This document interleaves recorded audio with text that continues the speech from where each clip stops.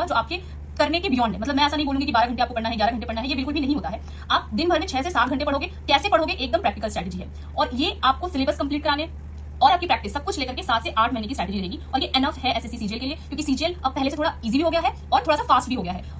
तो इसलिए आपको ये टाइम आइडियल लेके चलना है कि आपको 7 से 8 महीने में तैयारी कर ही लेनी है। अब जो बिल्कुल ही बिगनर है उसके दिमाग में कुछ सवाल रहते हैं कि एसएससी सीजीएल है क्या। तो ये सेंट्रल गवर्नमेंट कॉम्पिटिटिव एग्जाम है, यानी कि कॉम्पिटिटिव एग्जाम है जो सेंट्रल गवर्नमेंट के पोस्ट के लिए है। इसमें स्टेट गवर्नमेंट के पोस्ट नहीं होते हैं। इसका फुल फॉर्म होता है स्टाफ सिलेक्शन कमीशन। जैसा कि नाम से ही क्लियर है कि ये जो कमीशन है एसएससी वो स्टाफ को सिलेक्ट करती है। और इससे कैसे पोस्ट मिलते हैं, तो group B and group C के बहुत सारे पोस्ट इस एग्जाम को क्लियर करने से आपको मिलते हैं। आप जैसा मार्क्स लेके आओगे उसी हिसाब से आपको पोस्ट मिल जाएगी। इसके बाद आते हैं कि इसमें कौन कौन से पोस्ट है। तो मैंने यहाँ पे कुछ एग्जांपल्स लिख के रखे हैं जो कि काफी फेमस पोस्ट है, जिसका क्रेज बहुत ज्यादा है एसएससी में। तो पहला है इनकम टैक्स इंस्पेक्टर। इसका नाम किसने नहीं सुना होता, सबको पता होता है, ये ग्रुप सी पोस्ट है। इसके बाद एक्साइज या जीएसटी इंस्पेक्टर, दोनों सेम ही चीज होती है। जिनको वर्दी चाहिए उसके लिए ये पोस्ट बहुत अच्छी है। और ये एक ग्रुप बी पोस्ट है। जी हाँ, excise inspector group B post होती है और income tax inspector group C post होती है। इसके बाद असिस्टेंट सेक्शन ऑफिसर, ये भी काफी अच्छा और फेमस पोस्ट है। इसमें एक बात अच्छी होती है कि लाइफ टाइम डेली पोस्टिंग होती है। अलग अलग असिस्टेंट सेक्शन ऑफिसर्स होते हैं, जैसे सेंट्रल सेक्रेटरीट सर्विसेज में, मिनिस्ट्री ऑफ एक्सटर्नल अफेयर्स में, रेलवेज में या इलेक्शन कमीशन ऑफ इंडिया में। ये सारे group C group B post है, ये भी ग्रुप बी पोस्ट है। इसके बाद डिविजनल अकाउंटेंट जो है ग्रुप सी पोस्ट है, ये भी काफी चर्चा में आजकल। उसके बाद देखो ये डिविजनल अकाउंटेंट जो है वो एक ग्रुप सी पोस्ट है और ये आजकल काफी चर्चा में, क्योंकि इसमें बहुत ज्यादा टाइम मिल जाता है। मतलब ऐसा भी मैंने सुना है कि इसमें जस्ट 1 से 2 दिन आपको ऑफिस जाना पड़ता है और बाकी टाइम मतलब यूपीएससी की तैयारी के लिए बहुत अच्छी पोस्ट है। और पूरे एसएससी सीजीएल में आपको 50 से भी ज्यादा पोस्ट मिलती है ग्रुप बी और ग्रुप सी की। मतलब ये गोल्डन अपॉर्चुनिटी है जिनको भी गवर्नमेंट जॉब चाहिए सेंट्रल गवर्नमेंट में। उसके बाद बात करते हैं सैलरी की। तो इसमें अलग अलग ग्रुप्स के लिए अलग अलग सैलरी होती है, जैसे कि 45,000 से लेकर के 75,000 तक की बेसिक सैलरी आपको ग्रॉस सैलरी मिल जाती है। मतलब आप जब एंटर करोगे जॉब में तो आपको ग्रुप सी के लिए 45,000 और ग्रुप बी के लिए 75,000 तक की सैलरी मिल जाती है। इसके बाद इससे जो भी पोस्ट मिलती है एसएससी सीजीएल से काफी वेल रेप्यूटेड पोस्ट होती है, सोशल रिस्पेक्ट वाली होती है। क्योंकि अब जैसा कि आपने देखा कि एक्साइज इंस्पेक्टर जो इसमें वर्दी मिलती है, इनकम टैक्स इंस्पेक्टर सब जानते हैं क्या होता है। ये एसओ की भी पोस्ट मिनिस्ट्रीज में होती है, तो काफी वेल रेप्यूटेड होती है। तो आपको काफी अच्छी पोस्ट मिलती है, ऐसा नहीं कि बिल्कुल ही लो ग्रेड की जॉब, इसमें कोई भी लो ग्रेड की जॉब इसमें आपको नहीं मिलेगी। अब बात करते हैं कि इसका एग्जाम एसएससी सीजीएल 2024 का एग्जाम होगा कब। तो इसका भी कोई नोटिफिकेशन प्रॉपर नहीं आई है। इसका नोटिफिकेशन डीओपीटी की तरफ से निकलता है, यानी कि department of personal and training की तरफ से। लेकिन जो एग्जाम का ट्रेंड रहता है उसके हिसाब से एक्सपेक्टेड नोटिफिकेशन जो आ सकता है वो इस साल दिसंबर से जनवरी तक आ सकता है। इसके बाद इसका टियर 1 एग्जाम आप एक्सपेक्ट कर सकते हो कि मार्च से अप्रैल में होगा और मेंस टियर 1 के 3 महीने के बाद होता है, यानी कि जून या जुलाई में आप अगले साल एक्सपेक्ट कर सकते हो। और रिजल्ट जो है वो मेंस के 1 से 1.5 महीने के बाद आ जाता है, यानी कि सितंबर के अराउंड इसका रिजल्ट आ जाएगा। यानी कि एसएससी बहुत ज्यादा फास्ट होगी, पहले ऐसा नहीं होता था, 2-2.5 साल भी लग जाते थे। तो ये आपके लिए बहुत ही एकदम गोल्डन अपॉर्चुनिटी है। क्यों? क्योंकि ये इसलिए इतना फास्ट हुई है क्योंकि इलेक्शन आने वाला है। तो मोदी सरकार ने इसको बहुत ज्यादा स्पीड कर दिया। मतलब समझ लो कि 1 साल तक में आप एग्जाम से तैयारी से लेकर के आप बिल्कुल ही पूरा ज्वाइनिंग तक का प्रोसेस कर लेते हो। तो आप इस बार इस अपॉर्चुनिटी को गलती से भी मिस मत करो, क्योंकि हो सकता है एसएससी वापस लो हो जाए, कोई भरोसा नहीं है। तो अभी एसएससी इतना फास्ट काम कर रही है, इस गोल्डन अपॉर्चुनिटी को बिल्कुल भी मिस मत करो। 6 से 7 महीने में पूरी प्रिपरेशन आपकी हो जाएगी। ये बेस्ट टाइम है आपके लिए, क्योंकि एसएससी फुल पेस में आप इसका पूरा फायदा लो। अभी लापरवाही बिल्कुल भी नहीं करना है। सो अब हम आते हैं कि कौन कौन इस एग्जाम को दे सकता है, मतलब इसके लिए कौन कौन एलिजिबल है। तो बहुतों की ये सबसे पहली बात तो इसके लिए जो मिनिमम आपकी क्वालिफिकेशन होनी चाहिए वो ग्रेजुएशन की होनी चाहिए। अब कुछ लोगों के दिमाग में आता है कि हम साइंस से हैं या आर्ट्स से, तो क्या दे सकते हो। आप किसी भी स्ट्रीम से हो, आप सिर्फ ग्रेजुएट होने चाहिए। आपके कितने भी खराब मार्क्स आए 50%, 40%, कोई फर्क नहीं पड़ता, इसमें मार्क्स काउंट ही नहीं होते। आप बस एक ग्रेजुएट होनी चाहिए, बस आप इसके लिए एलिजिबल हो। या आप अपीयरिंग भी हो, ग्रेजुएशन के 3rd ईयर में या इंजीनियरिंग कर रहे हो तो 4th ईयर में हो, फिर भी आप इसके लिए एलिजिबल हो, आप एग्जाम दे सकते हो। या फिर जो 2023 वाले हैं जिन्होंने इस बार अच्छे से प्रिपेयर नहीं किया था, उनको टाइम नहीं मिला या उनको लग रहा है कि इस बार उनका कट ऑफ क्लियर नहीं होगा, तो वो सब इस एग्जाम को जरूर से जरूर दे। और जिनका लेकिन मैं बोलूंगी कि जिनका रिजल्ट आ जाएगा और उनको एक अच्छी पोस्ट, डिजायर्ड पोस्ट मिल जाएगी, प्लीज आप इसका सीट मत खराब कीजिए, आप एग्जाम को मत दीजिए अगर आपको अपनी डिजायर्ड पोस्ट डिजायर्ड लोकेशन पे मिल गई है तो। अब हम लोग आते हैं कि एसएससी सीजीएल एग्जाम का पैटर्न क्या होता है। ठीक है, तो जैसा कि आप लोगों को पता होगा कि इसका पैटर्न अब चेंज हो गया, पहले इसका अलग पैटर्न होता था, अब इसका अलग पैटर्न होता है। तो इसमें होता है प्रीलिम्स, देन मेंस, उसके बाद आता है रिजल्ट, देन आपकी इसकी ज्वाइनिंग। तो जो प्रीलिम्स इसका है वो बिल्कुल क्वालिफाइंग है, आपको इसका कट ऑफ क्लियर करना पड़ता है। कट ऑफ क्लियर करने का मतलब ये नहीं कि आप इसको बिल्कुल हल्के में लोगे, क्योंकि बहुत इंटेलिजेंट लोग बैठते हैं, बहुत कॉम्पिटेटिव एग्जाम है, तो आपको अपनी तरफ से कोई ढिलाई नहीं करनी, आपको अपना पूरा 100% देना है। इसीलिए आप प्री में भी इक्वली मेहनत करो जितना आप मेंस में करते हो, इसको बिल्कुल भी हल्के में मत लेना। इसके बाद मेंस जो है सारा गेम यहीं पर है, क्योंकि इसके ही मार्क्स से आपको सिलेक्शन मिलता है। इसमें आपके जितने अच्छे मार्क्स आएंगे आपको उतनी अच्छी पोस्ट मिलेगी, क्योंकि इसके मार्क्स तो इंक्लूड ही नहीं होते, काउंट ही नहीं होते हैं। मेंस के ही मार्क्स सिर्फ काउंट होते हैं। उसके बाद आपका रिजल्ट आ जाता है, फिर आपको ज्वाइनिंग मिल जाती है और ज्वाइनिंग भी काफी फास्ट आती है, इसलिए इस मौके को आपको बिल्कुल भी गवाना नहीं है। अब हम लोग आते हैं कि प्रीलिम्स में कैसा पैटर्न होता है, कौन कौन से सब्जेक्ट आते हैं। तो सबसे पहले इसमें है मैथ्स आता है, रीजनिंग होती है, जीके एंड देन इंग्लिश। ये सारे सब्जेक्ट प्रीलिम्स में होते हैं और सेम सब्जेक्ट मेंस में भी होते हैं। मैथ्स जो है उसके 25 क्वेश्चन आते हैं, रीजनिंग के 25, जीके के 25 और इंग्लिश के 25। सारे ही क्वेश्चन जो है वो +2 मार्क्स के होते हैं, यानी कि हर एक सब्जेक्ट जो है 50-50 मार्क्स का होता है, यानी कि टोटल आपके 200 नंबर हो गए। नेगेटिव मार्किंग होती है 0.5 मार्क्स की, यानी 1/4 आपकी नेगेटिव मार्किंग होती है। तो अब देखिए अगर ये 200 मार्क्स का टोटल है तो हमें इसमें कितना लाना होगा प्रीलिम्स में कि हम सेफ रहेंगे, मतलब हमें टेंशन नहीं रहेगी, आपका सिलेक्शन क्लियर होने के बहुत ज्यादा चांसेस हो जाएंगे। तो अगर आप रॉ स्कोर लेके आते हो 135 से 140 रॉ स्कोर, यानी कि आप अपने सेफ जोन में हो। लेकिन आपको कभी भी मॉक देते टाइम इसको टारगेट बिल्कुल भी नहीं करना है। आप जब मॉक दोगे तो आपको हमेशा टारगेट रखना है 160+ का। आप सबसे लोएस्ट लेके चलोगे तो समझो आपका क्लियर ही नहीं होगा। ठीक है, तो आपको मार्क्स में हमेशा 160+ का टारगेट रखना है। और मार्क्स से भी ज्यादा इंपॉर्टेंट है कि आपको परसेंटाइल के ऊपर ध्यान देना है, क्योंकि मार्क्स तो आपके कम हो सकते हैं, अगर टफ मॉक आ गया, इररिलेवेंट मॉक आ गया तो हो सकता है आपके 110 नंबर आ जाए। लेकिन अगर आपको परसेंटाइल 95% से ऊपर है और आप इसको पूरे प्रिपरेशन के दौरान मेंटेन करके रखते हो तो मतलब आप बिल्कुल सही डायरेक्शन में हो। तो ये 95 परसेंटाइल आपका तुरंत नहीं आ जाएगा प्रिपरेशन करते टाइम, ये आपका बहुत मॉक प्रैक्टिस और सिलेबस कंप्लीट इन सबके बाद आएगा। तो इस चीज को आपको ध्यान रखना है। अब हम आते हैं कि मेंस का क्या पैटर्न होता है। तो मेंस में सेम सब्जेक्ट है, कंप्यूटर और टाइपिंग ऐड हो जाता है। तो मेंस के लिए मैथ्स और रीजनिंग, इसका एक पेपर होता है 1 घंटे का। हर एक क्वेश्चन 3 नंबर का होता है और नेगेटिव मार्किंग 1 की होती है, 1/3 आपका नेगेटिव मार्किंग होती है और 30 क्वेश्चन होते हैं। टोटल आपके हो गए मैथ्स और रीजनिंग को मिलाकर के 180 नंबर। ये 1 घंटे जब आपके कंप्लीट हो जाते हैं, जब आप ये दोनों दे देते हो, उसके बाद आपका ओपन होता है इंग्लिश और जीके का। तो इंग्लिश में होते हैं 45 क्वेश्चन, जीके के होते हैं 25 क्वेश्चन। हर एक क्वेश्चन 3 नंबर का होता है जैसे इसमें होता है और वही 1/3 नेगेटिव मार्किंग होती है। तो इसके टोटल मिलाकर के हो गए 210 नंबर। यानी कि टोटल जो मेंस का पेपर है, ये जो नंबर आपका काउंट होगा एग्जाम में पोस्ट के लिए, वो है 390 नंबर का। तो सारा का सारा खेल यहीं पर है। ठीक है, आपको इस पर ध्यान देना कि 390 में से आपके कितने आ रहे हैं। इसके बाद मेंस में कंप्यूटर और टाइपिंग टेस्ट भी होता है। कंप्यूटर जो है 20 क्वेश्चन होते हैं, हर क्वेश्चन जो है 3 नंबर का होता है, यानी टोटल 60 नंबर होते हैं। लेकिन ये क्वालिफाइंग होता है, लेकिन इसके लिए हर एक नॉन सीपीटी पोस्ट और सीपीटी पोस्ट दोनों के लिए अलग अलग कट ऑफ होते हैं। नॉन सीपीटी का मतलब इसके लिए कंप्यूटर प्रोफिशिएंसी टेस्ट नहीं होता, लेकिन ये अब एग्जाम होता ही नहीं है, जस्ट इसका नाम है सीपीटी पोस्ट और नॉन सीपीटी पोस्ट। तो नॉन सीपीटी पोस्ट के लिए आपको लगभग 30% के अराउंड लाना पड़ेगा, यानी कि 18 नंबर, और सीपीटी पोस्ट के लिए आप हमेशा लेके चलो 50% से ज्यादा, यानी कि 30 नंबर से ज्यादा आपको लाना पड़ेगा क्वालिफाई करने के लिए। ये क्वालिफाइंग है, लेकिन याद रखिए अगर आप सीपीटी पोस्ट की कट ऑफ क्लियर नहीं करेंगे तो आपको अच्छे पोस्ट नहीं मिलेंगे। तो हमेशा इसमें 50% मार्क्स यानी कि 30 नंबर तो आपको लेके ही चलना है। इसको बिल्कुल हल्के में नहीं लेना है कंप्यूटर को, क्वालिफाइंग है तो हल्के मिलेंगे, बिल्कुल भी ऐसा नहीं करना है आपको। इसके बाद आते हैं टाइपिंग टेस्ट पर। तो जब आपका कंप्यूटर का खत्म हो जाता है फिर टाइपिंग टेस्ट स्टार्ट होता है। तो ये 15 मिनट का टाइपिंग टेस्ट होता है। तो आपको 30 WPS की स्पीड चाहिए होती है, लेकिन आप ये गलती कभी मत करिएगा कि आपको 30 चाहिए तो आप घर से 30 करके जा रहे हो। ये गलती मैंने भी करी है और इसकी वजह से मैं एक बार फेल भी हो चुकी हूँ CHSL में। बहुत अच्छे मार्क्स आ गए थे, लेकिन टाइपिंग को मैंने बहुत हल्के में ले लिया था और बस फेल हो गई थी। तो याद रखिएगा टाइपिंग टेस्ट के लिए आपको लगभग, टाइपिंग टेस्ट जब होगा आपको 4 मंथ की प्रिपरेशन, अगर आपको बिल्कुल टाइपिंग नहीं आती तो 4 मंथ आपको लग जाएंगे इस स्पीड को पाने के लिए। ठीक है, अगर डेली 1 घंटा करते हो तो आपको एटलीस्ट अपने घर से 40+ की स्पीड रखनी है, तब जाकर वहां पर आपका 30+ की स्पीड होगी। क्योंकि वो नर्वसनेस होती है, प्लस आपको कीबोर्ड आपके हिसाब से नहीं मिलता, हो सकता है कि हार्ड कीबोर्ड मिल जाए, हो सकता है शोर हो, मतलब बहुत सारी वहां पे चीजें हो जाती है एग्जाम हॉल में। तो आपको हमेशा सेफ साइड में रहना है। 40+ की स्पीड याद रखिए आपको करके ही जाना है। ये मत सोचिएगा कि एग्जाम क्लियर हुआ तो देख लेंगे, ऐसा नहीं है। जैसे ही आप मेंस की प्रिपरेशन शुरू करोगे साथ ही साथ आपको टाइपिंग स्टार्ट कर देना है। अब 390 नंबर में से हम कितना लाएंगे, हम सेफ साइड में रहें। तो अगर आपको एक अच्छी पोस्ट चाहिए, आप जनरल कैटेगरी से हो या ओबीसी कैटेगरी से हो, आपको सेफ रहना है, ग्रुप बी की पोस्ट चाहिए अच्छी खासी अपने लोकेशन में, तो आपको 340 से 345 नंबर का टारगेट लेके चलना है। ठीक है, यानी कि अगर आप मॉक दे रहे हो तो आपको ये सिक्योर करना ही करना है। ठीक है, और मॉक में याद रखिए थोड़ा ज्यादा ही लेकर के चलिए, कभी भी ये टारगेट मत रखिएगा। मिनिमम का टारगेट आपका कभी भी नहीं होना चाहिए। मॉक अगर आप दे रहे हो तो आपका टारगेट हमेशा 350+ का होना ही चाहिए। कंपटीशन बहुत ज्यादा है तो आप बिल्कुल भी अपना बेस्ट दो, 350+ होना चाहिए। और जैसा कि मैंने बताया कि मार्क्स से ज्यादा इंपॉर्टेंट होता है आपकी परसेंटाइल क्या है। तो परसेंटाइल हमेशा ही 95+ का टारगेट करके रखो। 95 परसेंटाइल में वापस बोल रही तुरंत नहीं आ जाएगी, आप अभी स्टार्ट करोगे हो सकता है आपकी 40 परसेंटाइल है, 50 परसेंटाइल है, लेकिन धीरे धीरे करके आ जरूर जाती है।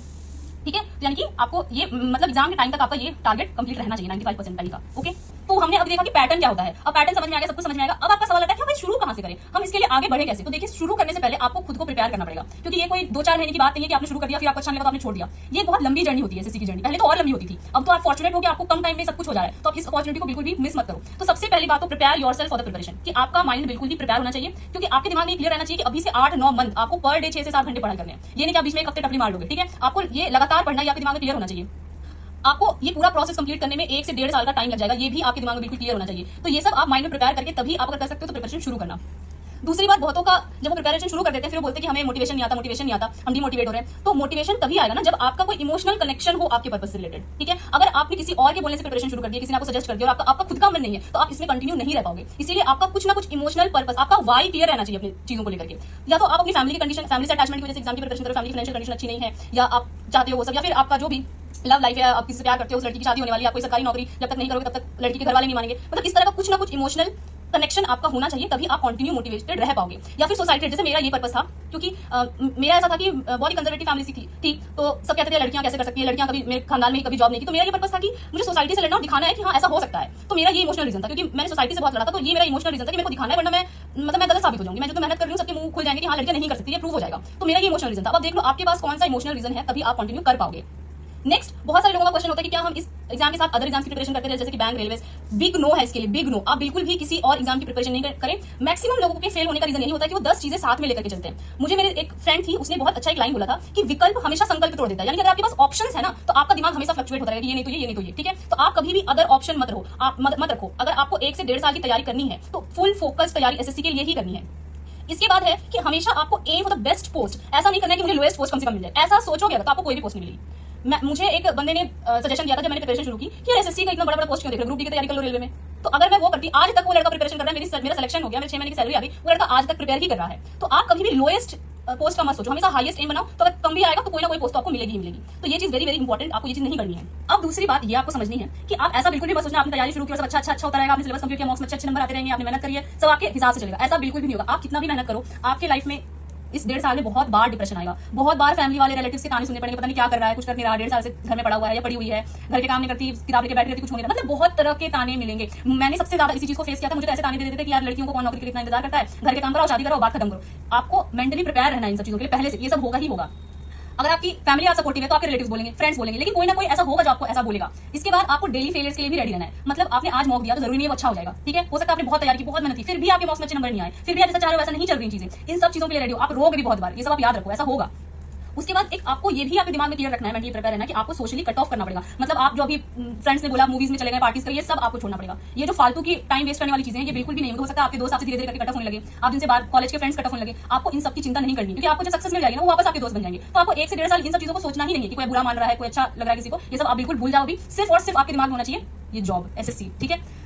तो याद रखो कि सब कुछ होगा जरूर, लेकिन सक्सेस मिलेगा। ऐसा नहीं है कि ये सब होकर खत्म मिलेगा, ये सबसे आप जब लड़ लोगे ना तो आपको मिलेगा जरूर। इसके बाद जब आप अपने आपको इन सब चीजों के लिए रेडी कर लो तो आपको आना है सिलेबस के ऊपर। पहले आपको ये सारी चीजें सोचनी है, जो ये चीजें मैंने बताई आपको पहले ही दिमाग में क्लियर करके अपने आप को स्ट्रॉन्ग कर लेना है। इसके बाद आप सिलेबस में आते हैं, ठीक है। तो जब आप सिलेबस, आप जब अपना मन बना लिया आपने, तो आप आगे का स्टेप क्या होगा आपका। सो अभी मैंने आपको जितनी भी चीजें बोली है, अगर आप इन सब से टैकल करने के लिए रेडी हो, तब अगर आपने मन बना लिया है तो अब आपको क्या करना है। तो सबसे पहली चीज आपको सिलेबस कंप्लीट करना है। सबसे पहले कुछ लोग क्या होते हैं, मतलब इतने मूर्खता कर देते हैं, पहले ही मॉक लगाने लगेंगे, उनको लगेगा मेरे नंबर क्यों नहीं आ रहा है, उनको लगता है मैं तो कॉलेज स्कूल में टॉपर रहा था तो मेरे मार्क्स आ जाएंगे। भैया एकेडमिक्स और ये बिल्कुल अलग चीज है। आपने जिस अप्रोच से 10th में क्वेश्चन सॉल्व किया था, यहां लेके बैठोगे ना आप 1 घंटे में, आपका यहां लेके बैठोगे तो आपको बिल्कुल भी वैसा नहीं हो पाएगा, ठीक है, बिल्कुल क्लियर नहीं कर पाओगे। एसएससी का अप्रोच ही अलग होता है। तो सबसे पहले आपको करना है सिलेबस कंप्लीट। इसके बाद आपको करना है प्रीवियस ईयर, तो मतलब आपको एकदम रट्ट हो जाना चाहिए, रट्टा मार लेना चाहिए आपको, मतलब क्वेश्चन तक याद हो जाना चाहिए आपको, इतनी बार उसको प्रैक्टिस करना है। क्योंकि एसएससी ना नॉलेज की चीज नहीं है, एसएससी स्पीड की चीज है। आपको कितना भी आता हो, आप एकदम टफ से टफ क्वेश्चन अच्छे से बना देते हो, कोई फायदा नहीं है उसका जब तक आप स्पीड में उस चीज को ना करते हो। तो इसीलिए आपको इतनी बार रट लेना है चीजों को कि एग्जाम में देखते के साथ आपका हाथ चलना शुरू होना चाहिए, ठीक है। इसके बाद आपको सिलेबस कंप्लीट कर लिया, प्रीवियस ईयर क्वेश्चन करना है, फिर आपको मॉक लगानी है। साथ साथ चलेगा, मैं आपको बताऊंगी आगे, ऐसा नहीं कि अलग अलग करना है, साथ साथ सब कुछ चलेगा। मॉक लगाओ मैक्सिमम से मैक्सिमम, ये दोनों कर लोगे ना, और मॉक लगाओ, फेल हो जाओगे, 100% फेल हो जाओगे। कुछ लोग अपने आपको बहुत 30 मार्क समझते हैं, सोचते हैं मैंने तो कर लिया, मॉक में सीधे एग्जाम में कर लूंगा, इम्पॉसिबल है, आप एग्जाम में कर लोगे। तो ये बहुत बड़ी चीज है मॉक लगाना, और उससे भी बड़ी चीज है उसकी एनालिसिस करके खुद को इंप्रूव करना। आपने पढ़ लिया, मॉक लगा लिया, साइड में रख दिया, मॉक लगा के कोई फायदा नहीं होगा, आप इंप्रूव ही नहीं कर पाओगे, आप जहां हो ही रह जाओगे। लेकिन धीरे धीरे अगर आपको अपने एग्जाम तक के लेवल तक पहुंचना है तो ये बहुत इंपॉर्टेंट है, इसको आप एनालाइज करो और इंप्रूवमेंट लाओ, ठीक है। आपको जो लग रहा है गड़बड़ हो रहा है उसको ठीक करो, फिर देखो आपके मार्क्स अपने आप मार्क्स बढ़ने शुरू होंगे, आपके इंप्रूवमेंट अपने आप आएगी, ठीक है। अब आते हैं कि हम सिलेबस कैसे कंप्लीट करें। तो इसके लिए आपको करना क्या है, रूटीन बनाना जरूरी है, वेरी वेरी इंपॉर्टेंट। आपको रूटीन कैसे बनाना है उसके लिए मैं अलग सी वीडियो डालूंगी, सब कुछ इस वीडियो में बना दूंगी तो आपको तो बहुत लंबा वीडियो जाएगा। तो आपको रूटीन कैसे बनाना है इस पर वीडियो बनाऊंगी। आपको डेली रूटीन बनाना है, वीकली रूटीन बनाना है और मंथली रूटीन बनाना है। देखिए होता क्या है कि एसएससी का सिलेबस देखने में बहुत बड़ा लगता है कि भाई इतना कैसे होगा, लेकिन आप डेली रूटीन और वीकली रूटीन बना करके करोगे ना, ये कब खत्म हो जाएगा आपको समझ ही नहीं आएगा और आपको मजा आएगा। मतलब डेली जब आप एक अपना सेट करोगे टारगेट और आप रात में जाओगे सोने के लिए और आप देखोगे मेरा 80 to 90% कंप्लीट हो चुका है, तो आपको खुद एक सेटिस्फेक्शन सा फील होगा और ये आपका टाइम कैसे पार हो जाएगा पता भी लगेगा। तो आप सीधे पूरे के पूरे सिलेबस को मत देखो, आप उसको डेली मंथली इस तरह से करके देखोगे तो कब खत्म हो जाएगा आपको समझ में भी नहीं आएगा, ठीक है। और रूटीन बनाओ, और सबसे पहले सिलेबस शुरू करने से पहले करना है आपको अपना बुक लिस्ट जो है वो एकदम फिक्स कर लेना है। मतलब ऐसा नहीं होना चाहिए, मैंने बहुत लोगों को देखा, मैं जब लाइब्रेरी में पढ़ती, आज किसी ने ये बुक बताया तो उसमें से पढ़ने लगे, कल को यार ये वाला बुक बहुत अच्छा है उसको पढ़ने लगे। ये गलती नहीं करनी, आप सिलेबस शुरू करने से पहले ही अपना क्लियर कर लो कि आपको कौन कौन से बुक्स पढ़ने, फिर चाहे जो कुछ भी बोले आपको उसमें नहीं जाना है, ठीक है। तो मेरे चैनल पर एक माई बुक लिस्ट की वीडियो है जो कि बुक्स मैंने फॉलो की थी और काफी स्टैंडर्ड बुक्स है, और इन बुक्स के अलावा आपको एक भी बुक एक्स्ट्रा पढ़ने की जरूरत नहीं है, तो आप इस बुक लिस्ट को फॉलो कर सकते हो। इसके बाद आपको अपना मेंटर एकदम क्लियर फिक्स कर लेना है। अगर आप YouTube से पढ़ रहे हो फ्री में, जो जैसा कि मैंने पढ़ा था, मैंने कोई भी पेड कोर्स नहीं लिया था या फिर कोई भी मतलब कुछ भी पैसे वाली काम नहीं की थी, मैंने पूरी प्रिपरेशन YouTube से फ्री में कर लिया है। तो अगर आप वो करोगे तो आपको पहले देख लेना पड़ेगा कि आपको कौन कौन से YouTube चैनल और कौन कौन से टीचर्स को फॉलो करना है, ये आपको पहले ही क्लियर करना पड़ेगा। आपको बीच बीच में चेंज नहीं करते रहना है, वरना आपका बार टाइम वेस्ट होगा। कंसेप्ट पहले कुछ पढ़ोगे फिर बाद में कुछ और पढ़ोगे, पूरा टाइम वेस्ट होगा। तो मेरी जो वीडियो है कि मैंने कौन कौन से YouTube चैनल को सिलेक्ट किया था और आपको कैसे YouTube चैनल सिलेक्ट करना है, उसके लिए मैं एक वीडियो जल्दी लाने वाली हूँ, वीडियो बन चुकी है, अपलोड करूंगी, आपको मिल जाएगी। या फिर अगर आप पेड बैच ले रहे हो तो आपको किससे पढ़ना है वो फिक्स कर लेना है, और ऑफलाइन बैच ले रहे हो तो आपको कहां से पढ़ना है वो फिक्स कर लेना है। ये चीजें पहले से आपकी फिक्स होनी चाहिए, यानी कि आपने आधी प्रिपरेशन कर ली फिर आप सोच रहे हो, टाइम वेस्ट मत करो इस टाइम पर। सो फ्रेंड्स, अब हम आते हैं मेन सिलेबस कैसे करें, आपका क्या रोड मैप होना चाहिए, आपको कैसे अपनी स्ट्रेटेजी बनानी है हर एक अलग अलग सब्जेक्ट्स को लेकर, उस पर बात करते हैं। तो सबसे पहले मैथ्स पर आते हैं। तो सबसे पहले बहुतों का क्वेश्चन होता है कि हम मैथ्स को कितना टाइम दें। तो आप मैथ्स को पर डे 3 से 3.5 घंटे दे सकते हो, क्योंकि ये टाइम टेकिंग होता है, इसमें कॉन्सेप्ट समझना होता है, क्वेश्चन करना होता है, प्रैक्टिस करनी होती है, तो ये थोड़ा टाइम टेकिंग होता है, इसमें ज्यादा टाइम देना पड़ेगा।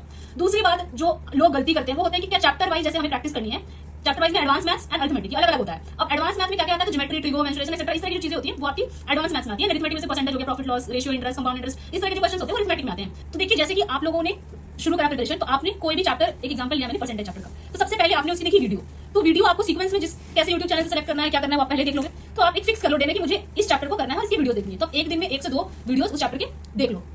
अब आपको मूवी की तरह चैप्टर्स के वीडियोस नहीं देखना है, आपको साथ में कॉपी पेन रेडी रखना है और आपको नोट्स बनाने हैं उसके। अब नोट्स कैसे बनाए, नोट्स में हम क्या लिखेंगे, तो जो भी टीचर से आप पढ़ रहे हो वो जो भी बेसिक मेथड्स बताते हैं, मतलब जो भी चीजें हैं, जैसे मान लीजिए कि आप 50% जो होता है अब 1/2 होता है, अगर 150% होगा तो कितना हो जाएगा, 3/2 हो जाएगा, ठीक है। तो मतलब इस तरह की जो चीजें हैं जो वो शॉर्टकट्स होती है ना, जो आप मतलब समझ रहे हो आप, तो इस तरह की जो चीजें होती है आपको लिख लेनी पड़ेगी, और भी किसी तरह के जो शॉर्टकट वो बता रहे सारी चीजें आपको लिखनी पड़ेगी, ये याद रहना चाहिए आपको। उसके बाद वो जो क्वेश्चन करा रहे हैं, ठीक है, जो बेसिक शुरू किया उन्होंने कुछ क्वेश्चन कराता है, वो सारे क्वेश्चन नहीं लिखने हैं। जब कोई टीचर क्वेश्चन बेसिक्स कराता है तो एक तरह के 4-5 क्वेश्चन कराता है ताकि आपकी प्रैक्टिस हो जाए, लेकिन आपको नोट्स में एक तरह की एक पैटर्न की एक ही क्वेश्चन को नोट करना है, ठीक है। तो मान लीजिए उन्होंने 50 क्वेश्चन कराया हो तो आपके तो लगभग 20 क्वेश्चन नोट्स में होंगे, ठीक है। तो इस तरह से आपको ये चीज करना है। उसके बाद आपको जैसे कोई चीज उनकी समझ में आई, आपको कुछ इंपॉर्टेंट लग रहा है, बिल्कुल अपनी भाषा में उसको लिखो। ऐसा नहीं करना है कि आपको बिल्कुल इंग्लिश में सर जैसा बोल रहे हैं वैसे लिखना है, आपको बिल्कुल अपनी भाषा में नोट्स को बनाना है ताकि आप रिवाइज कर सको, आप उसको समझ सको। उसको सुंदर बनाने की जरूरत नहीं है, आप उसको कभी प्रोवाइड नहीं करने वाले हो, ठीक है। उसके बाद इंपॉर्टेंट कैलकुलेशन ट्रिक्स हैं, वो भी आपको लिखने हैं, ठीक है। जैसे कि मान लीजिए कुछ कैलकुलेशंस ना आपको याद होनी चाहिए, जैसे कि 125 into 8, ठीक है। इस तरह की जो चीजें जो बहुत बार रिपीट होती रहती हैं, ये आपको बिल्कुल याद रहनी चाहिए। इसके बाद आप जब नोट्स बना लोगे, आपने पूरी वीडियो देख ली, पूरी वीडियो की नोट्स बना ली, आप हमेशा ना नोट्स के पीछे कुछ ब्लैंक पेज जरूर छोड़े, क्योंकि आप जो आगे प्रिपेयर करोगे या मॉक्स लोगे तो आपको वहां पे कुछ ना कुछ ऐसे ट्रिकी क्वेश्चंस मिलेंगे या आपको लगेगा यार ये तो रेलेवेंट और डिफरेंट है, तो आपको उन सब क्वेश्चन को वहां पे लिखना है। तो आप हमेशा कुछ 1 से 2 ब्लैंक पेज वहां पर छोड़ दिया करें। तो अब आता है कि हमने नोट्स बना लिया है, अब हमें करना क्या है कि उस नोट्स को रिवाइज करना है।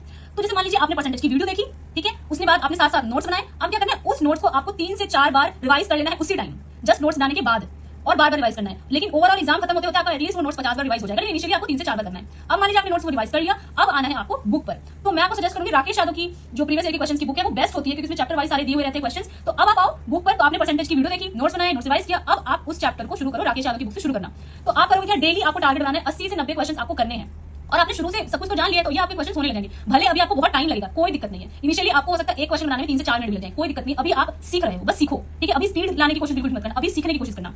तो आपका होगा क्या ऐसे कि आप 80 से 90 क्वेश्चन करना शुरू करो तो आपका 3 से 4 दिन में एक चैप्टर खत्म, यानी कि परसेंटेज चैप्टर आपका एक दिन में खत्म हो जाएगा। अब साथ साथ आपको नोट भी रिवाइज करना है, ये नहीं कि आप 80 से 90 क्वेश्चन बना तो नोट्स रिवाइज करो। जब तक वो चैप्टर कर रहे हो तब तक उसके एक ग्लांस मार लो उस चैप्टर के नोट्स का, ठीक है।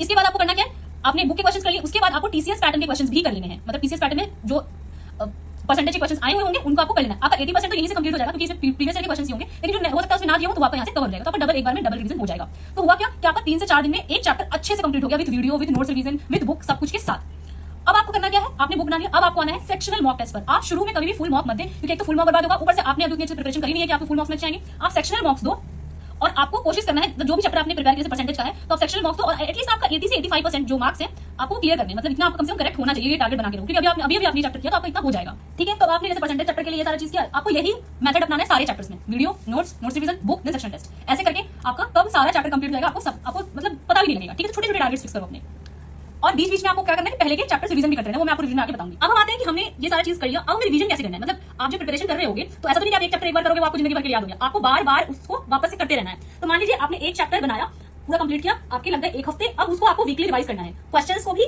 क्योंकि आप स्पीड करने लग जाओगे, और कॉन्सेप्ट को भी, और नोट्स को आपको बहुत बार रिवाइज करना है। नोट्स को आपको एग्जाम तक 100 बार रिवाइज करना है, ठीक है। उसके बाद आप जब दूसरे वीक, मतलब आपने एक वीक खत्म कर लिया, अब जब दूसरे वीक में होगे तो आप उससे पहले वाले वीक का ग्लांस मार लेना कि क्या था। मतलब आपको रेगुलर रिवीजन करते हुए जाना, एक चैप्टर करके छोड़ नहीं देना, वरना फिर वही याद हो जाएगा। एक चैप्टर मैंने आपने आज किया, उसके बाद जब 1 महीने बाद देखोगे ना बिना रिवीजन के, आपको सब सफा चल जाएगा, कुछ भी याद नहीं रहेगा उस टाइम। बिलीव मी, मेरे साथ ऐसा हो चुका है, मुझे यार मैंने चैप्टर किया मुझे याद ही नहीं रहेगा। इसलिए रिवीजन इज द की, आपको रिवाइज करते हुए जाना है। हर वीक आपको पहले से पहले वाले चैप्टर्स को भी रिवाइज करते रहना है, ताकि आपके दिमाग से वो निकले ना, ठीक है। अब आता है कुछ लोग पूछते हैं कि हम क्या स्टार्ट कर दें फुल मॉक स्टार्टिंग से, तो ऐसा बिल्कुल भी मत करिए। देखिए मेरा सजेशन बिल्कुल मत करिए, आप सेक्शनल टेस्ट स्टार्टिंग में दिया करें, लेकिन जब आप 40 से 50% सिलेबस कंप्लीट कर लें उसके बाद आप जाइए फुल मॉक्स में, क्योंकि अगर फुल मॉक्स में आपके कम आने लग जाएंगे ना एकदम से तो आपका डिमोटिवेशन होने लगेगा। लेकिन सेक्शनल में ऐसा नहीं होगा, सेक्शनल में आपने अभी वो चैप्टर बनाया तो अच्छे मार्क्स आएंगे, तो आपको क्या होगा, धीरे धीरे मोटिवेशन आएगा, और ये बहुत इंपॉर्टेंट है कि आपको लगेगा कि हाँ भाई अच्छा चल रहा है, अच्छा हो रहा है, ठीक है। लेकिन फुल मॉक्स में सब मिक्स रहेगा तो आप बिल्कुल बहुत ही खराब करेंगे परफॉर्म। तो फुल मॉक पहले मत दिया कीजिए, फुल मॉक हमेशा बाद में दिया करें। अब जिनको नहीं पता है कि हम कौन से मॉक्स कैसे, कौन से मॉक्स का क्या क्वालिटी है, तो मैंने अपने चैनल पर एक बेस्ट मॉक का वीडियो बना रखी है, आप जाइए और उसको देखिए, वहां से आपको पता लगेगा कौन से मॉक्स आपको खरीदने हैं। इसके बाद हम मॉक्स में एनालिसिस कैसे करेंगे, उसको कैसे इंप्रूव करेंगे, उसके लिए मैं वीडियो आगे लेके आऊंगी। आप इन सब चीजों की चिंता मत करिए, आप मेरे चैनल के साथ जुड़े रहिए, आपको सब कुछ यहाँ पे मिलेगा। उसके बाद आपको एक चीज याद रखना है, ये मैं एक्स्ट्रा आपको पॉइंट बता रही हूं, बहुत लोग करते क्या है ना, उन्होंने प्रैक्टिस करी, सब कुछ कर लिया, उसके बाद उनके मॉक में मार्क्स नहीं बढ़ते, वो सोचते हैं कि वो बुक गलत चूज कर लिया, लेकिन वो बुक की गलती नहीं होती है, वो आपने मॉक एनालिसिस को ठीक से यूज नहीं किया। उसके बाद आपकी जितनी भी इंप्रूवमेंट होगी ना वो मॉक एनालिसिस से होगी, बुक से नहीं होगी। बुक का जो रोल था वही तक था, उसके बाद आपकी एनालिसिस सिर्फ और सिर्फ मॉक से ही इंप्रूवमेंट होती है, ठीक है। अब चलिए हम लोग आते हैं इंग्लिश के ऊपर बात करते हैं। देखिए इंग्लिश जो है मेंस में 45 क्वेश्चन है, यानी कि इसका बहुत बड़ा वेटेज है, तो अब इस पर आपको एक्स्ट्रा फोकस करने की जरूरत है। तो इसमें भी सेम चीज अप्लाई होगी कि आपको चैप्टर सीक्वेंस में करने हैं। अगर आपने सीधे ही उठा लिया सब्जेक्ट वर्ब एग्रीमेंट, अब आपको पता ही नहीं वर्ब क्या होता है भाई, तो आप कैसे कर पाओगे, आप तो डर जाओगे, आपको समझ नहीं आएगा चैप्टर पढ़ोगे तो। इसीलिए आपको हमेशा सीक्वेंस में जाना है, एक के बाद एक। जैसे कि मान लीजिए सबसे पहला जो चैप्टर बेसिक होता है वर्ब, उसके बाद आता है टेंस, क्योंकि टेंस में सेंटेंसेस बनते हैं और वो वर्ब के थ्रू ही बनते हैं, तो आपको सीक्वेंस में जाना है। और आप कैसे समझोगे क्या सीक्वेंस है, तो नीतू मैम के बुक में जो चैप्टर की सीक्वेंस है वही रियल सीक्वेंस है, तो आपको उसी हिसाब से चैप्टर्स करते जाने हैं। अब देखिए इंग्लिश की जो 3 पिलर्स होते हैं, मतलब इंग्लिश 3 ही चीज के ऊपर बेस्ड है। एक है वोकैबुलरी यानी कि वर्ड मीनिंग, ठीक है, उसके बाद है रीडिंग कॉम्प्रिहेंशन, और एक है ग्रामर, ठीक है। तो आपको इन तीनों चीजों को कैसे एक एक करके करना है वो अच्छे से हम समझते हैं। तो सबसे पहले हम आते हैं ग्रामर के ऊपर में। तो देखिए मैंने जो प्रिपरेशन करी थी तो मेरी ग्रामर शुरू से अच्छी थी, तो मैंने कभी भी किसी वीडियो को प्रीफर नहीं किया है, मैंने हमेशा बुक से ही पढ़ा है। लेकिन जिनकी इंग्लिश वीक है, उनको बिल्कुल भी आइडिया नहीं है ग्रामर का, तो आप वीडियो भी देख सकते हैं। तो आप मान लीजिए मैं एग्जांपल देती हूँ कि मान लीजिए सब्जेक्ट वर्ब एग्रीमेंट एक चैप्टर है, तो सबसे पहले आपको देखनी है इसको यूट्यूब से वीडियो। अब आपको वीडियो कब तक देखनी, जब तक कि आपका क्लियर ना हो जाए। अगर आपका एक बार में क्लियर नहीं हो रहा है तो आप 2-3 बार उस वीडियो को देखें। तो फ्री में आपको तरुण ग्रोवर सर एक हैं, उनकी वीडियोस मिल जाएंगे एसएससी सीजीएल के ऊपर में, तो आप उनको कर सकते हैं। ठीक है, अब क्या करना है कि आपने वीडियो देखी, जैसे कि मैंने पहले बताया कि मूवी की तरह नहीं देखना है, आपको प्रॉपर नोट्स बनाते रहने साथ साथ। अब इंग्लिश में मैथ्स की तरह नोट्स बिल्कुल भी नहीं बनता है, मैथ्स में बहुत ही डिटेल नोट बनता है, लेकिन इंग्लिश में आपको लिमिटेड नोट्स बनाने, मतलब टू द पॉइंट चीजें लिखनी है। आपको रूल्स नहीं लिखने, क्योंकि रूल्स पूरे नीतू मैम की बुक में बहुत अच्छे से कैटेगराइज करके दिए हुए हैं। आपको नोट्स में लिखना है, अगर कोई आपको ट्रिकी क्वेश्चन लग रहा है या फिर उन्होंने कुछ ट्रिक बताई है तो ही आपको नोट्स में उसको लिखना है। ठीक है, आपको धीरे धीरे प्रिपरेशन के साथ समझ में आता जाएगा कि आपको क्या लिखना है। जैसे कि मान लीजिए one of the students are not present in the class, अब नो एरर है। ठीक है, तो कभी कभी लोगों को कंफ्यूजन में क्या होता है ना, हम इधर मारे एरर या इधर मारे एरर, या इसमें तो इजी है, लेकिन ऐसा बहुत सारा ट्रिक होता है जो आपको सीखने की जरूरत होती है। ठीक है, तो आपको ये सारी ट्रिक अगर पता चल रही है तो आप उसको लिखते जाएं, रूल्स पूरा पूरी मत लिखें, क्योंकि वो नीतू मैम की बुक में दी हुई है। अब हम आते हैं, आपको आपने वीडियो देखी उस चैप्टर की, आपने नोट्स बना लिए, अब आपको नोट्स 3 से 4 बार उसी टाइम रिवाइज करना है, इनिशियल स्टेज पर ही। उसके बाद आना है आपको बुक पर। तो मैंने नीतू मैम की बुक पढ़ी थी ग्रामर के लिए, और वो सफिशिएंट है, उसके अलावा आपको कुछ भी कोई अलग से बुक पढ़ने की जरूरत नहीं है। इसके बाद देखिए अब क्या होगा कि आपको सबसे पहले पढ़ना है उस बुक से उस चैप्टर के रूल्स। ठीक है, ऑलरेडी आपने वीडियो देखी हुई तो आपको बहुत जल्दी समझ में आने लगेगा। आप हो सकता है बहुत कुछ जिनकी इंग्लिश वीक है वो डायरेक्ट बुक पढ़े तो उनको कुछ समझना है, लेकिन आप वीडियो देकर समझ के पढ़ोगे तो आपको ये चैप्टर आसानी से समझ आ जाएगा। उसके बाद जब नीतू मैम की बुक से रूल्स पढ़ लोगे तो उसके पीछे में क्वेश्चन दिए होते हैं, तो आप उन क्वेश्चन को सॉल्व करो और उस क्वेश्चन को बार बार 4-5 बार नोट्स और क्वेश्चन को रिवाइज करो उसी चैप्टर के। ठीक है, उसी टाइम। उसके बाद क्या है, जब ये सब आपका कंप्लीट हो गया, अब आप सेक्शनल मॉक टेस्ट पर।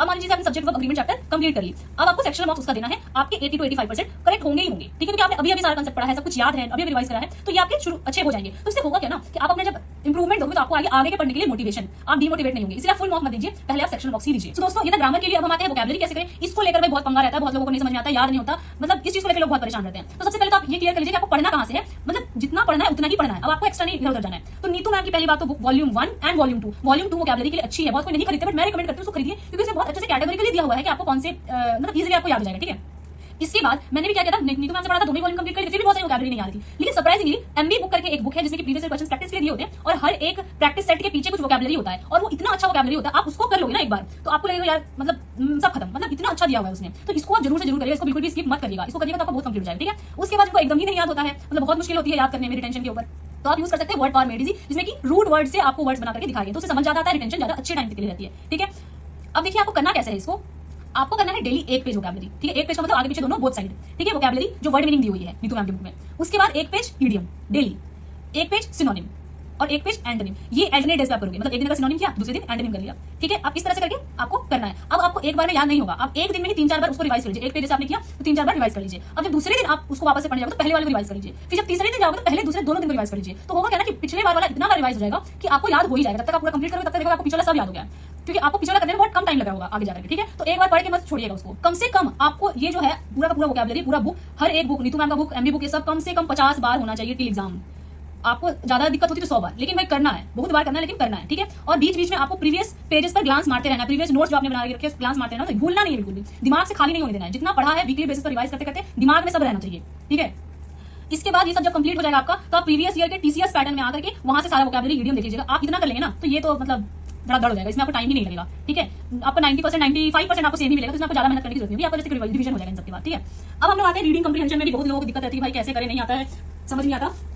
तो उसके लिए आप क्या कर सकते हैं, मैंने हर एक वीडियो में इंग्लिश की आपको बता रखा है कि आपको कैसे करना है। तो इसके लिए मैंने भी वीडियो देखी थी, इंग्लिश में सिर्फ एक यही पार्ट था जो मुझे टफ लगता था, और मैंने इसके लिए वीडियो देखी थी। मुझे टफ तो नहीं लगता था, टाइम बहुत लग जाता था, क्योंकि मुझे ट्रिक ही नहीं पता थे। ठीक है, तो आपको करना क्या है कि मनीषा बंसल मैम जो एक नियॉन क्लासेस में मैम है, इन्होंने भाई बहुत ही अच्छा करा के रखा है। ठीक है, आरसी क्लोज टेस्ट पैराजंबल, ये एकदम सीरीज में उनके चैनल पे आपको वीडियोस मिल जाएंगी। आप टारगेट बनाओ कि आपको डेली 3-3 वीडियो करके आरसी खत्म करना है, डेली 3-3 वीडियो करके क्लोज टेस्ट खत्म करना है, डेली 3-3 वीडियो करके आपको पैराजंबल खत्म करना है। उन्होंने बहुत सारे क्वेश्चन कराए हुए हैं, बहुत तरह से, मतलब आपको दिमाग में भर देंगी। आप यकीन नहीं करेंगे, जो क्वेश्चन क्लोज टेस्ट का करने में, पैराजंबल करने में, स्पेशली पैराजंबल करने में 2-3 मिनट लगता था, वो 12 सेकंड का क्वेश्चन था, 12-13 सेकंड का, मैं उसमें 2-3 मिनट लगाती थी। बहुत कोई काम करते हैं क्योंकि उनको ट्रिक नहीं पता होता कैसे करना है। तो आप जब उनकी वीडियोस देखोगे ना तो ये ट्रिक आप अच्छे से कंप्लीट हो जाएगा और बहुत स्पीड में आप ये सब कर पाओगे। ठीक है, और जैसा कि मैंने पहले बोला कि मूवी की तरह नहीं देखना है, आपको नोट बनाने हैं। नोट भी पूरा क्वेश्चन नहीं कि पूरा क्लोज टेस्ट का आप क्वेश्चन उतार रहे हो, वो नोट्स नहीं होता है, दिमाग लगाना पड़ता है। तो ट्रिक्स जो बताएंगी कि हाँ भाई देखो ऐसे ऐसे होता है, कुछ ट्रिक बताएंगे, जाहिर सी बात है स्पीड हो रहा होगा ना, तो वो ट्रिक्स आपको लिख लेना है। ये इंपॉर्टेंट कुछ पॉइंट आपको लगे कि हाँ ये नोट करिए, भूल जाएंगे, तो वो आपको लिख लेना है। ठीक है, इस तरह से आपको बनाना है, क्वेश्चन छापने लगना बैठ करके, मतलब ऐसा करते हैं बहुत बुढ़ लोग। ठीक है, इसके बाद देखिए प्रैक्टिस आपको कहां से करना है, तो टीसीएस पैटर्न के क्वेश्चन, जैसे मैंने पहले बताया, एमबी बुक ये बहुत ही अच्छी बुक है, मैंने अपनी पूरी प्रैक्टिस इसी से की है। मैंने इतना इसको कर लिया था, कम से कम 50-60 बार, मेरे को क्वेश्चन तक याद हो गया था प्रीवियस ईयर का, एकदम क्वेश्चन तक। जब क्वेश्चन भी याद हो जाएगा ना, तो उस टाइप का जब क्वेश्चन आएगा तो आप धड़ाक से उसको आंसर लगा दोगे, फिर आप सोचोगे भी नहीं कि इसमें क्या एरर होगा, क्या होगा, नहीं होगा। आपको किसी सिमिलर टाइप का क्वेश्चन रिपीट होता है इंग्लिश में, इंग्लिश का वेटेज बहुत ज्यादा है, तो आप इस बुक को जरूर से जरूर करिएगा। ठीक है, और जैसा कि मैंने बोला नीतू मैम से तो आपको पूरा पढ़ना है ही। उसके बाद आपको लगाना है, आपने एक चैप्टर मान लीजिए कर लीजिए, जैसे मैंने सब्जेक्ट वर्क अग्रीमेंट, उसके बाद आपको लगाना है सेक्शनल टेस्ट, मतलब वीडियो कर लिया, नोट्स बना लिया, नोट्स रिवीजन कर लिया, उसके बाद आपको सेक्शनल टेस्ट उसका लगाना है। ठीक है, उसमें आपका 80 से 85% तक करेक्ट होगा ही होगा भाई, क्योंकि आपने अभी तुरंत किया है तो होगा ही। ठीक है, अब देखिए रिवीजन कैसे करना है, तो इंग्लिश में तो रिवीजन ही होता है भाई, क्योंकि इंग्लिश में भूलने वाली बहुत चीजें वोकैबुलरी आप भूल जाओगे, ट्रिक भूल जाओगे, ग्रामर रूल्स भूल जाओगे, तो डेली तो आपको पढ़ना है ही। वीकली आपको जो भी पढ़ा है उसको रिवाइज करना है, साथ साथ भी रिवाइज करना है, जैसे मैंने पहले बताया कि आपने आज पढ़ा तो कल रिवाइज करना है, और वीकली आपको पूरे वीक का भी रिवाइज करना है बिल्कुल अच्छे से। सिमिलरली मंथली रिवाइज करना है, और मॉक टेस्ट का आप नोट्स जो बनाओगे, अब मॉक टेस्ट में कैसे नोट्स बनाएंगे ये सब मैं आपको अलग से वीडियो में बनाऊंगी, ठीक है, बताऊंगी। तो अभी जो आपका नोट बनेगा उसको आपको अच्छे से रिवीजन कर लेना है वीकली बेसिस पर। अब आते हैं सबसे ज्यादा खतरनाक टॉपिक जो लगता है लोगों को, जीके का। समझ ही नहीं आता कहां से पढ़े, तो उसके लिए देखिए बहुत ही लिमिटेड कंटेंट इसके लिए आपको रखना है, क्योंकि ये सबसे बड़ा सिलेबस तो जीके का ही है, क्योंकि इतना इसमें सब्जेक्ट है, हिस्ट्री, ज्योग्राफी, पॉलिटी, अगर आप एक ही सब्जेक्ट को लेकर के बैठ जाएंगे तब तो हो गया, ठीक है। बहुत ही लिमिटेड कंटेंट रखना है। उसके बाद मोस्ट एल्योरिंग सब्जेक्ट है, होता क्या है ना, जैसे आप मान लीजिए जीके का कोई चैप्टर सर्च किए, उसका जस्ट नीचे आ जाएगा विश्व की पहली महिलाएं, ठीक है, उसका जस्ट नीचे आ जाएगा कुछ और, तो होता है कि ये भी पढ़ ले सकते हैं, ये भी आ जाए, ये भी पढ़ ले, ये भी हो जाए। ऐसे आपको इस ट्रैप में नहीं फंसना है, ये जो लालच दे रहा है इसमें नहीं फंसना है, इससे होता है टाइम वेस्ट, आप आलतू फालतू चीज पढ़ने लग जाते हैं। तो ये आपको दिमाग में रखना है कि आपको इसमें लालच में नहीं फंसना है, आपको बहुत टॉपिक मिलेगा, मत जाइए, जो आपको पढ़ना है सिर्फ वही पढ़ना है, ठीक है। उसके बाद जीके में तो रिवीजन जो है वो बहुत इंपॉर्टेंट है, क्योंकि आप भूल जाएंगे, बहुत बार पढ़ेंगे तो भी भूल जाएंगे, इसलिए रिवीजन इसमें आपको करते रहना है। अब मैं आपको एक बहुत अच्छा ट्रिक बताने वाली हूँ कि आपको जीके कैसे कहां से पढ़ना है। तो मान लीजिए आप हिस्ट्री पढ़ रहे हैं, ठीक है, तो हिस्ट्री में आप कुछ लोग करेंगे क्या कि अब मौर्यन अंपायर है तो मौर्यन अंपायर का अलग से वीडियो देखने लग जाएंगे, फिर कुछ और है तो उसका अलग से, मतलब मान लीजिए कि और अशोका है तो उसका पूरा अलग से वीडियो देखेंगे। अरे इतना नहीं करना होता भाई, एसएससी में, यूपीएससी नहीं है ये। तो आपको करना क्या है ना कि जो निचोड़ वाली वीडियो होती है, मान लीजिए कि हिस्ट्री का पूरा निचोड़ 8 घंटे में, इस तरह की जो वीडियो होती है आपको उन वीडियोस को देखना है। आप एक दिन में मान लीजिए 1 ही घंटा देखिए, उसका नोट बनाइए, फिर दूसरे दिन दूसरा 2 घंटा दूसरा घंटा देखिए, ऐसे नोट बनाइए। तो होगा क्या कि वो जो निचोड़ देते हैं ना वो आपको क्रोनोलॉजी में सारी कहानी समझा देते हैं। दूसरा वो वही चीजें बताते हैं जो इंपॉर्टेंट है। तीसरा वो प्रीवियस ईयर के क्वेश्चंस को भी बता देते हैं उसमें, तो वो बेनिफिट होता है। इसीलिए आप हमेशा ही निचोड़ वाली वीडियो देखिए, हिस्ट्री के लिए, पॉलिटी का निचोड़, मान लीजिए ज्योग्राफी का निचोड़, तो आपको सिर्फ इंपॉर्टेंट चीजें ही उसमें मिलती है, आलतू फालतू कुछ नहीं मिलता है, ठीक है। और इसके लिए बहुत अच्छी एक यूट्यूब चैनल मैंने देखा है, जीवी विद मूवर, ये बहुत अच्छा मुझे लगा चैनल, इसमें उन्होंने निचोड़ का सारा करके रखा है, ठीक है, सारे सब्जेक्ट ऑलमोस्ट कवर करके रखे, तो आप इनके चैनल में जाकर देख सकते हो। अब देखिए आप करना कैसे है जीके, तो मान लीजिए देखिए आपने वीडियो देखा, मान लीजिए हिस्ट्री का पूरा निचोड़ का एक वीडियो देख लिया, ठीक है, आपको क्रोनोलॉजी समझ में आ गई, किसके बाद क्या हुआ, ज्योग्राफी में भी वैसे होता है, पॉलिटी में भी होता है, आपको बेसिक समझ में आ गया कि हाँ ऐसे ऐसे सारी चीजें हैं। उसके बाद आपके प्रीवियस ईयर कवर हो जाएंगे ऑलमोस्ट उसी से, क्योंकि वो पढ़ाएंगे ही वही जो इंपॉर्टेंट है, ठीक है, क्योंकि बहुत लिमिटेड कंटेंट वो दे रहे हैं। तो अगर उसको एटलीस्ट आप 2 बार देख लो उस वीडियो को, ताकि नहीं क्रोनोलॉजी आपके दिमाग में बैठे, एक बार में हो सकता नहीं हो, क्योंकि आप उतना जल्दी नहीं बैठेगा, तो आप उस पूरी वीडियो को कम से कम 2 बार देख लो। इसके बाद क्या करना है, आपको इसके भी नोट्स बनाने हैं, और नोट्स ऐसा नहीं कि आप जो पढ़ा रहे हैं पूरा लिखते जा रहे हैं, आपको बहुत ही क्या बोलूंगी मैं, स्मार्टली नोट्स बनाना है, टू द पॉइंट चीज रखनी है। ड्राइंग और जो चार्ट होता है ऐसा चीज करके आप यूज करके बनाइए, ठीक है, ताकि आपका मतलब आप देखो रिवाइज हो जाए, एक मैप बना रहे आपके दिमाग में, उस तरह का नोट्स आपको बनाना है, ठीक है, सारे सब्जेक्ट्स में। उसके बाद जिसे आपको ऑलमोस्ट सब कवर हो जाएगा। उसके बाद मोस्ट इंपॉर्टेंट पॉइंट जो उनके ही आपको सिर्फ नोट्स में इंक्लूड करना है। जैसे मान लीजिए कि मेन स्टोरी में जो कोई क्रोनोलॉजी होगी, ठीक है, या किसी का कोई फाउंडर होगा, तो ये सब क्या है इंपॉर्टेंट है, सबको पता है इंपॉर्टेंट है। पॉलिटी में मान लीजिए कि आप राज्यसभा के ऊपर कुछ बहुत बेसिक चीज होंगी, तो आप उनको लिख लीजिए पॉइंट वाइज करके, यानी पूरा ही लिखने बैठ जाइए, ठीक है। जैसे मान लीजिए अगर आपको ऐसा बताओ कि राज्यसभा में जो होते हैं 35 जो लिस्ट एज आपकी होनी चाहिए, तो ऐसे पूरा मत लिखिए पूरा, आप सिंपली ऐसे लिखिए एज 35, बस खत्म बात, इतना ही करना है, पूरा सेंटेंस बनाने नहीं बैठना है। और आपको ये नोट्स कम से कम 5 से 6 7 8 बार रिवाइज करना है, ताकि वो आपके दिमाग में बिल्कुल फिक्स बैठ जाए, और ऑप्शन देखकर ही कम से कम आपको याद आ जाए, इतना करना है, ठीक है। अब आपने मान लीजिए वीडियो देख ली, नोट्स बना लिया, नोट्स आपने 5 6 बार रिवाइज कर लिया। अब आपको करना क्या है, प्रीवियस ईयर क्वेश्चंस के जो बुक है उसको करना। आप इतना कर लोगे ना, फिर प्रीवियस ईयर क्वेश्चन करने में आपको टाइम नहीं लगेगा, क्योंकि ऑलरेडी आपने बहुत कुछ कर लिया है, तो ये आपका रिवीजन हो जाएगा एक तरीके से। तो किरण पब्लिकेशन की चैप्टर वाइज बुक आती है, हिस्ट्री के अलग चैप्टर करके बहुत अच्छे से दिया हुआ है, तो आप उसको कर लीजिए, देखिए आपको रिवाइज हो जाएगा, बात ही खत्म हो गई, जीके का टेंशन ही खत्म हो गया, इतना ही करना है आपको जीके में। अब उसके बाद सेक्शनल मॉक लगा लीजिए, मान लीजिए मॉडर्न एम्पायर आपने पूरी हिस्ट्री पढ़ ली, नोट्स रिवाइज कर लिया, प्रीवियस ईयर से मॉडर्न एम्पायर क्वेश्चन कर लिया, अब सेक्शनल मॉक से मॉडर्न एम्पायर या मॉडर्न हिस्ट्री का या पॉलिटी के किसी चैप्टर का, ठीक है, तो उसमें आपका क्वेश्चन अच्छे से राइट हो जाएगा। और ये आपको बहुत इंपॉर्टेंट है, वीकली बेसिस पर आपको रिवाइज करते रहना, जो भी नोट्स आपने बनाए हैं, रिवीजन, ठीक है, बीच में रिवीजन करना है, आपको जैसा कन्वीनियंट लगे। आपको लगा कि भाई मैं भूल रहा हूं, दिमाग से जा रहा है, बस आप तुरंत रिवीजन कर लीजिए, वेट मत करिए, बस आपके दिमाग से जाना नहीं चाहिए, याद होना चाहिए आपको। इसके बाद जीएस में बहुत इंपॉर्टेंट एक बड़ा एरिया है वो करंट अफेयर्स, तो एटलीस्ट आपको 6 महीना का करंट अफेयर्स तो करना ही करना है। मैं करती थी राहुल मिश्रा सर से, क्योंकि मुझे बहुत इलाबोरेटली समझाते थे, मुझे अच्छा लगता था, और उनके यहाँ पे पीडीएफ और मंथली पीडीएफ, वीकली पीडीएफ मिल जाएगा। तो मैंने पीडीएफ तो इतना नहीं कराया, मतलब लास्ट में करती थी, मैं डेली वीडियो से देख लेती थी, तो मुझे होता था कि दिमाग में रह जाता था अगर मैं वीडियो देखती हूँ तो, ठीक है, इस चीज को आपको दिमाग में रखना है। अब फ्रेंड्स हम आते हैं रीजनिंग के ऊपर में, तो रीजनिंग के लिए मैंने कभी भी रिकमेंड नहीं करती कि आपको वीडियोस और एकदम अच्छे से करने की जरूरत है, लेकिन अब रीजनिंग का लेवल क्योंकि अच्छा होने लगा है, तो आप उन सारे चैप्टर्स की वीडियो जरूर देखें जहां पे आप फंसते हो, या फिर जहां पे कुछ ट्रिक्स लगता है, जैसे कि सीरीज का क्वेश्चन है या कैलेंडर क्वेश्चन है, तो आप बिना मतलब किए आप नहीं कर सकते इसको, तो इसलिए आपको इसको करना है कि वीडियो देख लेना है, या फिर जो भी चैप्टर आपको फंसते हैं, एनालॉजी क्वेश्चन है तो आप उसमें फंसोगे, एनालॉजी में तो कुछ देखने लायक नहीं है, तो ऐसे चैप्टर को मत देखो, लेकिन जो भी चैप्टर फंसते हो उस चैप्टर को आप देख लीजिए। इसके लिए कोई भी टीचर का देख सकते हो, जरूरी नहीं है सब अच्छा ही पढ़ाते हैं। इसके बाद देखिए आपको इसका भी अगर चाहो तो नोट्स बना सकते हो, तो नोट्स में करना है कि पूरा क्वेश्चन ही लिखने लग जाना है, जो ट्रिक वो टीचर बता रहे हैं कि हाँ देखो सीरीज में ये ट्रिक जो आजकल ट्रेंड में आता है, बस उसको लिख लीजिए, उससे रिलेटेड के क्वेश्चन लिख लीजिए, बस बात खत्म, तो उसी को बार रिवाइज करते रहिएगा, तो ट्रिक जब आपके दिमाग में रहेगा कि हाँ ये ऐसे होता है। इसके बाद क्या है कि आपको इसके लिए सिर्फ और सिर्फ प्रीवियस ईयर क्वेश्चन की प्रैक्टिस करना है, जो कि लेटेस्ट आईआईटी पैटर्न का, क्योंकि वही अब आता है, क्योंकि पहले के क्वेश्चन काफी इजी होते थे, वो आप कर ही लोगे। अब जो क्वेश्चन आने लगा रीजनिंग का, वही आपको करना है जो न्यू पैटर्न का है, तो आप इनिशियली चैप्टर वाइज करना शुरू करो, ठीक है, उसके बाद आप बाद में रीजनिंग को हमेशा मिक्स करो। तो आप अभी उसको 1 घंटा डेली का दे सकते हो, जो आपने प्रिपरेशन जस्ट स्टार्ट किया हो, लेकिन बाद में इसको आधा घंटा तक ही देना है, इसको ज्यादा टाइम बाद में नहीं देना है। इसके बाद आपने एक चैप्टर मान लीजिए कंप्लीट कर लिया, मैंने सीरीज की वीडियो देखी, नोट्स बना लिया, प्रीवियस क्वेश्चन कर लिया, उसको सेक्शनल टेस्ट दो, चैप्टर वाइज टेस्ट दो, आपका अच्छा खासा नंबर आएगा, आप मोटिवेटेड हो और आगे आप करोगे। ठीक है, फिर रिवीजन की आपको रिवीजन क्या करना है इसमें, मतलब आपको वही करना है, ट्रिक्स थोड़ा बहुत रिवाइज कर लेना, क्वेश्चन रिवीजन नहीं करते रहना। ठीक है, क्वेश्चन आप हमेशा न्यू करो, रीजनिंग में हमेशा न्यू क्वेश्चन करो। ठीक है, फिर आप कोशिश करो कि 2 सेट आप डेली करो, कि 50 क्वेश्चन आप रीजनिंग के विषय डेली करो। सो दोस्तों मैंने आपको सब कुछ बता दिया, एग्जाम पैटर्न कैसे तैयारी करनी है, सिलेबस क्या है, मतलब सब कुछ। अब मैं आपको कुछ एक्स्ट्रा पॉइंट्स बताने वाली हूँ जो आपको अपने दिमाग में रखना है एकदम अच्छे से। यही वो चीजें हैं जो सब पढ़ने के बाद आपको इंप्रूवमेंट दिलाएगी। तो सबसे पहली चीज, आप कभी भी मॉक मिस मत करो। ठीक है, आप सोचो कि मैं तैयारी कर लेता हूँ, मॉक नहीं देता हूँ, दे दूंगा, आप फेल हो जाओगे, लिख के ले लो। ठीक है, उसके बाद सबसे इंपॉर्टेंट चीज मॉक की एनालिसिस। कुछ लोग सोचते हैं सारे चैप्टर कर लिए सब हो जाएगा, आप मॉक भी दे दिया हो जाएगा, मॉक की एनालिसिस नहीं करोगे जब तक उसको ठीक नहीं करोगे। अगर आपकी जहां गलतियां हो रही है आप उसको पॉइंट आउट करके राइट नहीं करोगे, आपका इंप्रूवमेंट नहीं होगा, एग्जाम क्लियर नहीं होगा। इसीलिए आपको करना ही करना है। आप 100 से 150 मॉक प्री से पहले और कम से कम 100 मॉक मेन से पहले लगा के ही जाना है आपको। ठीक है, इसमें आपका सब मतलब इंक्लूडेड है, सेक्शनल टेस्ट हो गया, फुल टेस्ट हो गया, लाइव मॉक हो गया, सब कुछ। ठीक है, ये आपको करना है। उसके बाद देखिए, आपने मान लीजिए डेली रूटीन बनाया है और आप हमेशा ऐसा कभी नहीं होता कि आपका 100% आपका अचीव हो जाएगा। अगर आप 80 to 90% भी उसका अचीव कर पाते हो, मतलब आप बहुत अच्छे से कर रहे हो। ठीक है, तो अगर आपका 100% कंप्लीट नहीं होता है तो आप डीमोटिवेट मत हो जाओ कि यार मेरे से तो हो ही नहीं रहा है। ठीक है, आप 80 to 90% भी करते हो तो बहुत अच्छी बात है वो।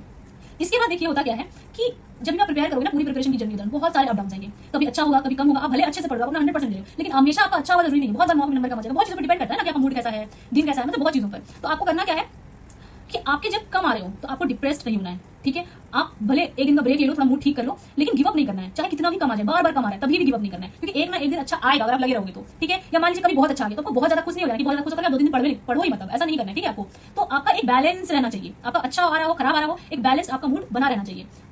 देखिए बहुत बार ऐसा टाइम आएगा, मेरे साथ भी आया है कि आपको रोना भी पड़ जाएगा। मेरा कभी कभी ऐसा होता था कि 3-4 महीने मैंने तैयारी कर ली थी, लेकिन आ ही नहीं रहा, मतलब 200 में से 90 100 ऐसे आ रहा था 3-4 महीना, तो मैं एकदम रोने लग जाती थी कि क्या हो रहा है, मेरे तो होगा ही नहीं, पता नहीं कैसा इंटेलिजेंट लोग होता है जिसका हो जाता है। तो ऐसा होगा आपके साथ, लेकिन मैंने छोड़ा नहीं, मैं करती गई और तो हो गया। ठीक है, गलतियों को एनालिसिस करती गई तो हो जाएगा आपका। ठीक है, लॉन्ग जर्नी है, ये सब होगा, लेकिन आपको डटे रहना बिल्कुल।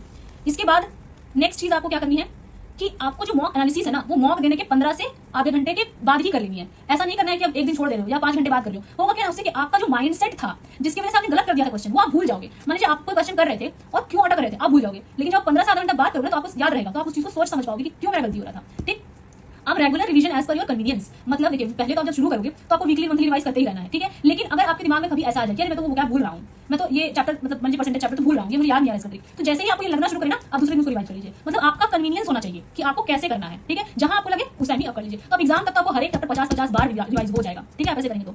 दूसरा बात जो सबसे इंपॉर्टेंट चीज है वो आपकी कंसिस्टेंसी।